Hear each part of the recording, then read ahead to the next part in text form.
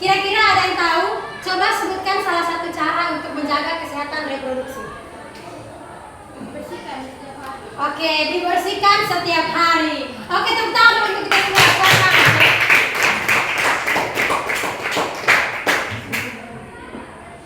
Oke, untuk hari ini kita akan belajar tentang sistem reproduksi manusia. Jadi materi ini materi yang sangat penting untuk kita pelajari. Karena apa? Karena materi ini adalah materi yang sangat berkaitan dengan kehidupan kita sehari-hari. Dengan mempelajari materi ini, kita bisa mengetahui bagaimana manusia berkembang biak dan menghasilkan keturunan baru. Jadi sebelumnya Ibu bagikan soal kritis dulu. Untuk soalnya dikerjakan masing-masing.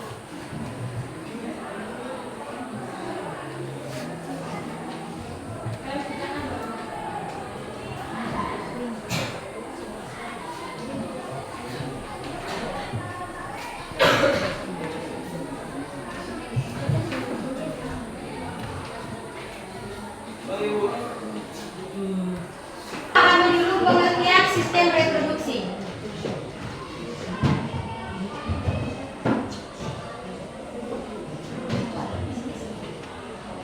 Perhatikan di depan.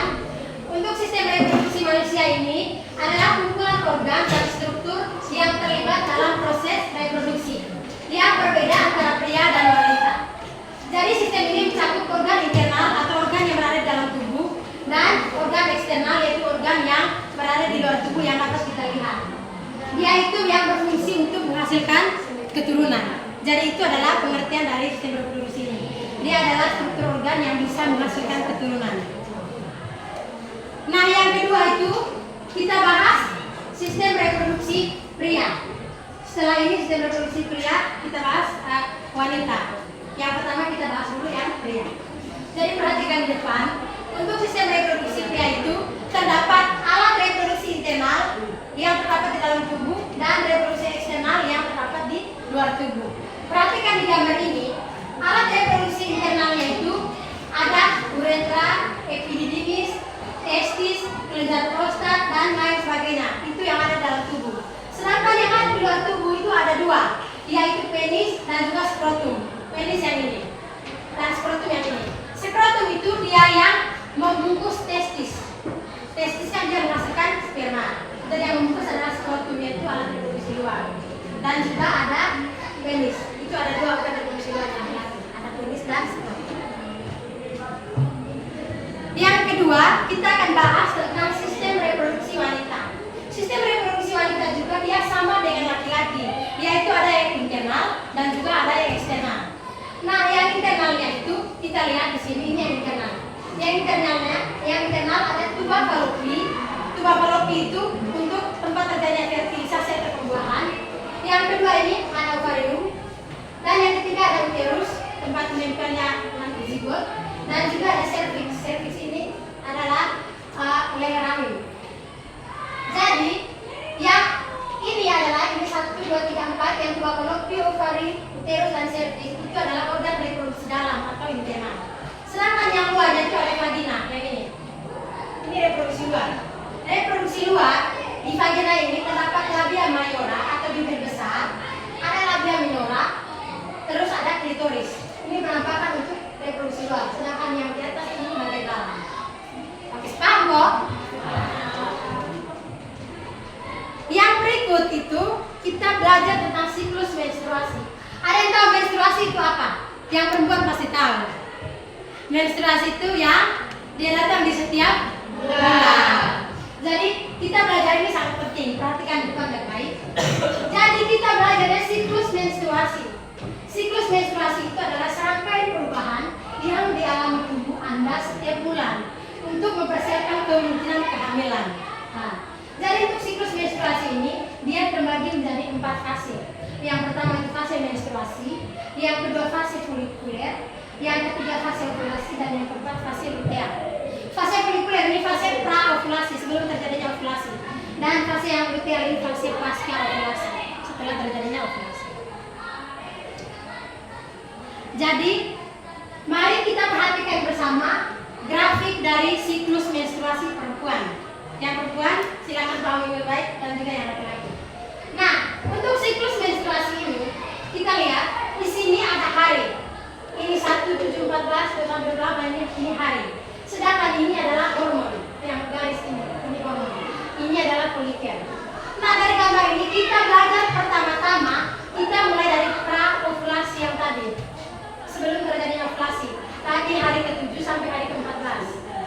Nanti di sini kita belajar pada masa praovulasi ini terjadi kenaikan hormon FSH. Nah, FSH ini kepanjangannya follicle stimulating hormone atau hormon yang dapat memicu pematangan dari folikel ini. Nah, folikel ini apa? Folikel ini adalah cangkang atau kulit yang melindungi oosit sekunder. Oosit nantinya adalah saluran format ovarin yang kedua. Nah, yang warna kuning. Yang warna kuning itu oosit, yang warna merah itu ini adalah folikelnya yang bungkus seperti kulit luarnya. Jadi pada masa praovulasi ini, FSH ini follicle stimulating hormone yang memicu kematangan hormon ini, dia meningkat. Pada saat meningkat terjadilah kematangan hormon ini, kematangan folikel ini, folikel. Dari folikel kecil yang masih kecil, folikel primer, folikel sekunder, folikel tersier, sampai yang paling matang namanya folikel lebar. Pada saat terjadi kematangan sampai yang matang sekali, ini yang matang sekali, terjadilah pelepasan. Nah, kenapa dia lepas? Karena sebelum atau menjelang pelepasan ini yang garis ovulasi ini, ovulasi kan pelepasan, garis lurus ini. Sebelum terjadinya pelepasan ini pada garis ini, terjadinya kenaikan hormon estrogen. Hormon estrogen ini dia memicu penebalan ini rahim dan penebalan ini. Pada saat estrogen ini naik, hormon LH juga ikut naik. Nah, LH itu apa? LH itu hormon yang memicu kehamilan, yang dapat membuat perempuan itu hamil karena adanya hormon LH ini. Jadi menjelang ovulasi, hormon estrogen ini yang warna kuning dia naik, maka terjadilah penebalan ini rahim, tapi belum terlalu tebal, masih dalam proses. Jadi terjadi pelepasan ini karena hormon LH ini naik. Pada saat hormon LH ini naik, FSH ini dia terhambat. Pada saat estrogen naik, FSH ini dia terhambat, dia tidak lagi naik hormon FSH yang memicu kematangan ini, dia tidak lagi naik. Pada saat LH ini naik, maka ini terjadi pelepasan. Nah, maka kenapa orang bilang nanti kalau ada pertanyaan ovulasi itu apa? Kalian jawab saja, ovulasi itu adalah peristiwa pelepasan oosit sekunder dari folikelnya. Kenapa terlepas? Karena ini sudah matang, seperti buah jeruk. Kita lihat di luarnya warna kuning, berarti di dalamnya kan sudah matang, toh? Nah, sudah matang. Sama halnya dengan ini, dia sudah matang sekali, berarti otomatis di dalamnya juga sudah matang. Karena sudah matang, maka dilepaskan. Nah, oosit ini dilepaskan, dia pergi kemana? Perginya ke tuba falopi, tempat terjadi fertilisasi. Dia menunggu di sana. Siapa tahu ada sperma masuk, dia setting di sini. Supaya kalau ada sperma masuk, kami langsung terjadi fertilisasi atau pembuahan. So, dia menunggunya di tuba falopi. Oke. Jadi dari oosit ini dia sudah menuju tuba falopi. Sisalah yang folikel kosong, sisa kosong saja folikel. Folikel kosong ini dia berubah menjadi corpus luteum. Corpus luteum itu dia banyak sekali mengandung darah. Namanya ini yang sisa folikel kosong tadi itu dia namanya berubah jadi corpus luteum. Nah, corpus luteum ini dia berubah menjadi corpus luteum yang ini. Ini corpus luteum. Kenapa dia berubah? Karena kenaikan hormon LH, hormon yang tadi kehamilan. Di saat hormon LH naik, maka dia berubah menjadi corpus luteum. Nah, corpus luteum ini dia sudah terjadi pada fase pasca ovulasi, fase setelah ovulasi. Corpus luteum dia memicu naiknya hormon progesteron. Hormon progesteron naik. Nah, fungsinya apa hormon progesteron ini? Ada yang tahu? Hormon progesteron di siklus haid. Fungsinya apa? Nah, oke.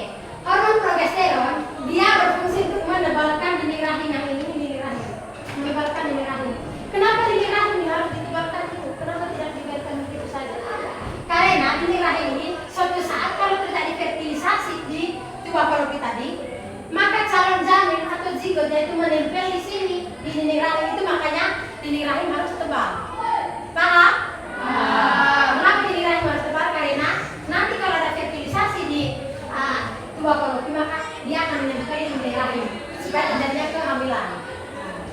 Nah, karena tidak adanya fertilisasi, perempuan kan dia menstruasi karena tidak melakukan hubungan seksual dan tidak terjadi fertilisasi. Itu makanya dia keluar menstruasi. Nah, karena perempuan tersebut dia tidak melakukan hubungan seksual dan tidak terjadi fertilisasi, maka korpus luteum ini dia berubah menjadi korpus albikan. Dia bilang percuma dinding rahim tebal karena sudah ada fertilisasi. Padahal tidak ada ini calon bayi yang masuk di sini. Nah, maka dia berubah menjadi korpus albikan. Korpus albikan ini dia tidak memicu naiknya hormon progesteron. Lihat gambar ini, hormon progesteron yang menurun ke bawah. Dia menurun, hormon progesteron dia tidak naik, artinya dinding rahim dia tidak penebalan. Dia sudah tebal tapi dia tidak ada proses penebalan lagi. Nah, karena progesteron ini naik, karena progesteron naik dan tidak ada fertilisasi, maka terjadilah menstruasi atau peluruhan. Menstruasinya lihat di sini, sambung dari ini di sini, yang warna merah itu adalah menstruasi. Jadi karena tidak ada fertilisasi, maka menstruasi terjadi, pengeluaran darah dari perempuan. Paham? Ya, perempuan pasti paham kalau pada saat menstruasi keluar darah dengan keluar seperti daging-daging yang kecil. Paham? Ada pernah lihat? Dari daging-daging yang kecil itu, itulah dinding rahim yang tebal tadi. Karena dia penebalan secara percuma dan tidak ada fertilisasi, maka dia menyusut, dia keluar bersama dengan darah menstruasi. Sudah paham siklus menstruasi? Oke. Yang berikut kita masuk pada alat kontrasepsi. Alat kontrasepsi ini alat yang bisa mencegah kehamilan dan juga mencegah penyakit menular apa? Seksual. Nah, jika orang melakukan hubungan intim dengan pasangannya, dia takut, saya takut ini, saya takut ada pasangan saya ini apa mengidap penyakit menular seksual. Mending saya pakai alat pengaman. Di sini contohnya kondom pria, terus mencegah kehamilan, KB, suntik dan ibulan. Tadi fungsinya untuk mencegah kehamilan dan mencegah penyakit menular seksual. Yang terakhir kita bahas tentang cara menjaga kesehatan reproduksi. Ada yang pertama, pakai handuk yang lembut, kering, bersih dan tidak berbau lembab. Yang kedua, memakai celana dalam dengan bahan yang mudah menyerap keringat. Yang ketiga, pakaian dalam diganti minimal 2 kali sehari. Yang berikut, bagi perempuan sesudah buang air kecil, membersihkan alat kelamin sebaiknya dilakukan dari arah depan menuju belakang agar kuman yang terdapat pada anus tidak masuk dalam organ reproduksi. Yang terakhir, hindari penggunaan pakaian dalam yang ketat, karena kalau pakaian yang ketat itu tidak bisa masuk udara. Jadi ini cara menjaga kesehatan reproduksi. Oke, silakan kalian mengerjakan ini secara berkelompok. Jadi kelompok satunya,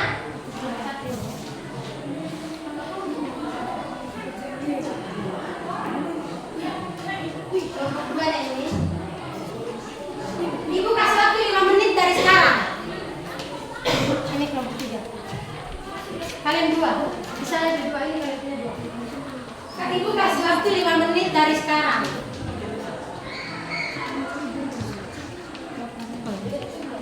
Jadi selesainya itu jam 7.49.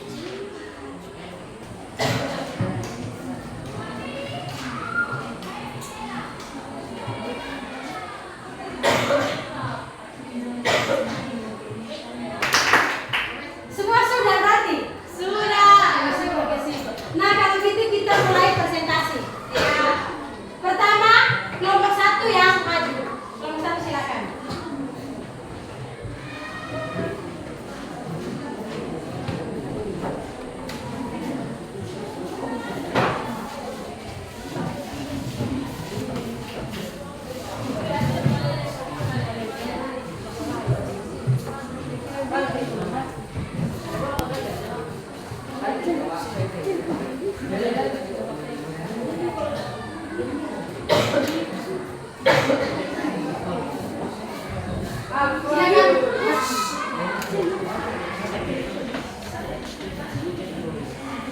Oke teman-teman yang lain perhatikan di depan. Kelompok 1 mau mempresentasikan hasil kerja kelompok mereka.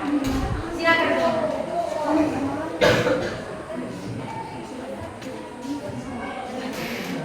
Selamat pagi Bapak Ibu dan teman-teman.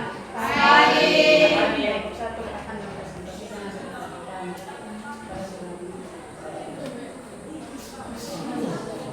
Pertama, amati gambar di bawah ini bersama. A. Menurut Anda apakah nama organ yang terdapat pada gambar yang terdapat di bawah ini? Nomor 2, apakah fungsi bagian ditunjukkan dari nomor 2 pada gambar di atas? Oke, silakan. Gambar nomor 1, nama organ pada gambar tersebut adalah organ reproduksi pria yang ditunjukkan oleh nomor 2 pada gambar adalah testis. Testis adalah alat kelamin bagi yang dalam fungsinya adalah untuk memproduksi sperma dan testosteron. Kedua, ovarium menghasilkan sel telur untuk pembuatan dan menghasilkan mama. Estrogen, progesterone, ovarium melepaskan sel telur. Nomor 2, apa nama dan fungsi hormon? Oke, jadi kelompok 1 dia kerjanya di nomor 1. Yang ini tadi ya. Nomor 1 dia punya pertanyaan itu ada 2. Jadi dari mereka pada gambar pada nomor 1 itu jawaban dari mereka adalah reproduksi pria. Benar atau salah? Benar.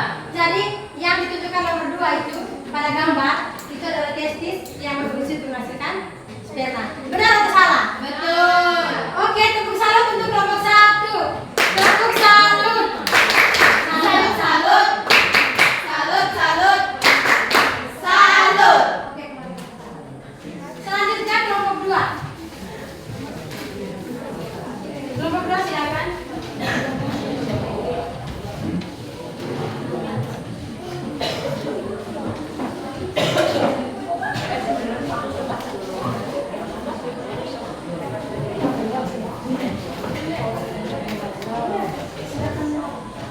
Selamat pagi Bapak Ibu dan teman-teman. Kami dari kelompok kita nanti disebutkan pada materi saya tersebut. Baik, saya akan menjawab membaca soal. Yang pertama, nomor 3. Mengapa penggunaan kondom sangat penting dalam mencegah penularan penyakit menular seksual? Nomor 4. Pada wanita muda setiap 8 hari terjadi pelepasan sel telur dari ovarium. Peristiwa pelepasan sel telur ini disebut.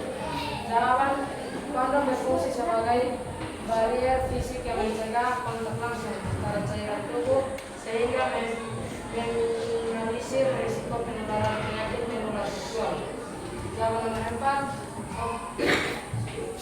Pelepasan sel telur ini disebut ovulasi. Ovulasi adalah peristiwa pelepasan sel telur matang dari ovarium menuju tubuh fallopian. Proses ini merupakan bagian penting dari siklus menstruasi wanita. Sekian terima kasih atas invitasi kami. Oke, tepuk salut untuk kelompok 2. Tepuk salut. Salut, salut. Salut, salut. Salut. Oke, yang berikutnya kelompok 3. Silakan kelompok 3.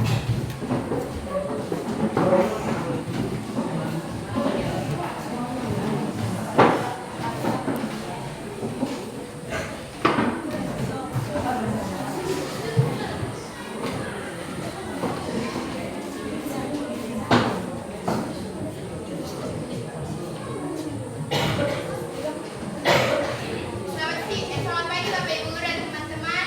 Kami dari kelompok 3 ingin mempresentasikan hasil diskusi kami. Kepada saudari Opina, saya persilakan. Baik, saya akan membacakan soal. Yang pertama, sebutkan 5 cara untuk menjaga kesehatan organ reproduksi. Jawaban yang pertama, menjaga kebersihan organ genital. Yang kedua, menggunakan pakaian dalam yang bersih. Yang ketiga, menghindari hubungan seksual yang tidak aman. Yang keempat, melakukan pemeriksaan kesehatan secara teratur. Dan yang terakhir, makan makanan yang bergizi. Sekian dari kelompok kami. Terima kasih. Selamat pagi. Oke, tepuk salut untuk kelompok 3. Tepuk salut.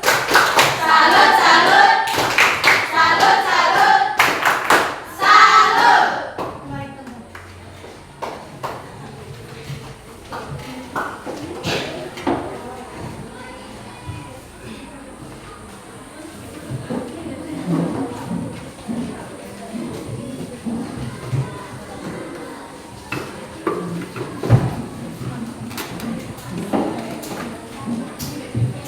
Oke, baik. Perhatikan di depan.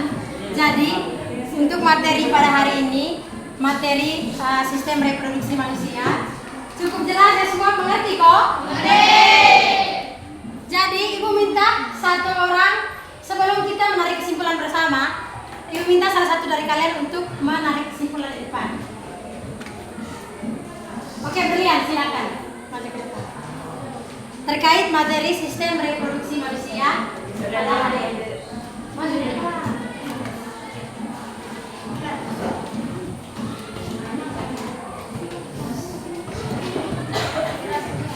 Kesimpulan materi sistem reproduksi. Nomor 1, sistem reproduksi laki-laki memiliki fungsi utama untuk memproduksi sperma dan hormon testosteron.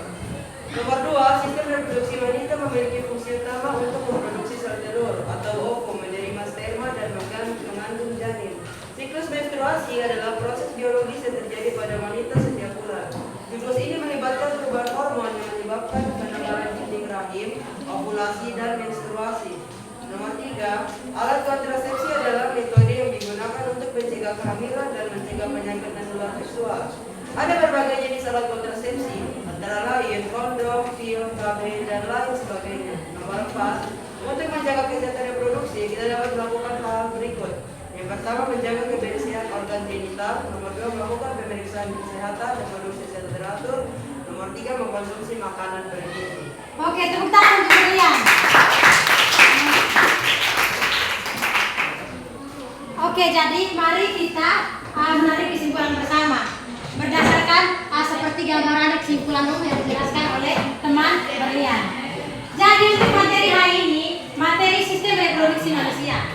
Sistem reproduksi itu adalah struktur organ yang bekerja untuk menghasilkan apa? Keturunan baru.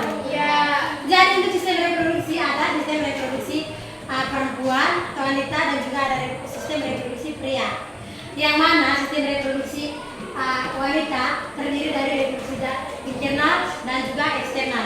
Begitu juga dengan yang pria terdiri dari reproduksi eksternal dan internal. Jadi yang pada perempuan, sistem reproduksi perempuan itu ada di dalamnya namanya siklus menstruasi. Siklus menstruasi itu di mana terjadi proses penebalan dinding rahim untuk mempersiapkan kehamilan bagi seorang perempuan. Jadi di usia-usia sekarang, maksud usia 17 tahun, pasti perempuan sudah mengalami yang namanya menstruasi. Jadi pada usia ini jangan pernah mencoba untuk melakukan hubungan seksual. Ini pagi. Kan cuma matanya di sini masih ada. Jadi untuk siklus menstruasi terjadi untuk mempersiapkan kehamilan. Siapa tahu sewaktu-waktu ada sperma yang masuk ke tubuh fallopi, tinggal terjadinya pembuahan oleh yang namanya oosit tadi. Jadi itu makanya terjadinya penebalan pada saat siklus menstruasi. Yang ketiga itu ada cara untuk atau alat kontrasepsi untuk mencegah kehamilan dan mencegah penyakit menular seksual. Jadi untuk alat kontrasepsi itu ada kondom pria, ada suntik KB, ada suntik implan dan lain sebagainya.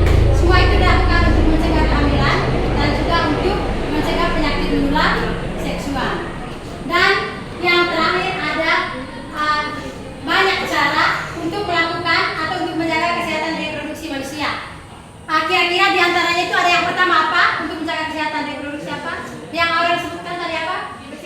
Dibersihkan setiap hari, mandi secara teratur, makan makanan yang bergizi, mengganti pakaian dalam minimal berapa kali sehari? Atau ada jadi ganti pakaian dalam?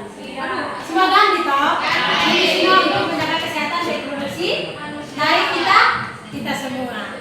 Oke, jadi materi ini materi yang sangat bermanfaat untuk kita, untuk saya, untuk anak-anak dan untuk semua terus di kalangan remaja. Dengan belajar materi ini kita dapat paham untuk berjalan ke arah yang lebih baik agar kita tidak masuk ke jalan yang salah, misalnya pergaulan bebas yang nantinya akan mengakibatkan penyakit reproduksi.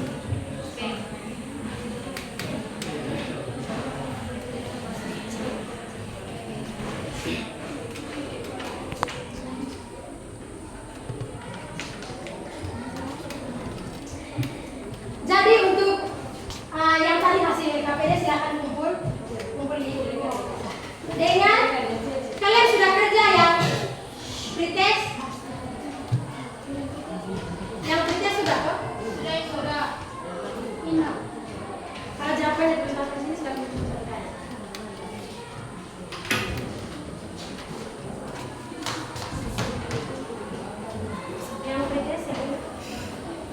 Kemudian pembicaraan